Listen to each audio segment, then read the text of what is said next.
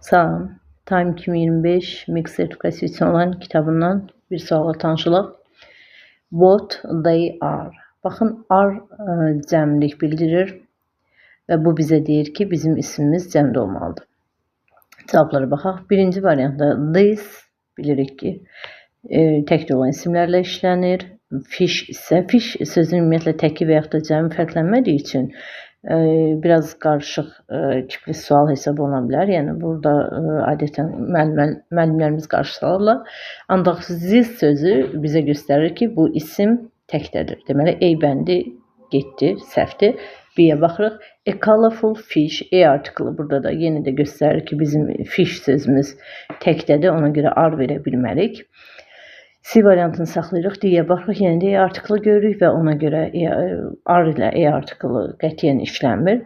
E bəndən baxırıq. Fishy color. Fishy color deyə bir şey yoxdur axı. Ona görə colorful fish daha düzgün cavabımızdır və article yoxdur. Heç bir göstərici yoxdur ki, onun tək olduğunu bilək. Nə işarə əvəzliyi var, nə article var. Ona görə C bəndimiz düzgündür. Və fish sözünün təki də cəmi də eyni olduğu üçün burada isə təklik göstəricisi yoxdur və cavabımız C bəndi olur. What colorful fish they are. Necə də rəngarəng balıqlar var orada. Belə. Gələn suallarda görüşərik. Hələlik.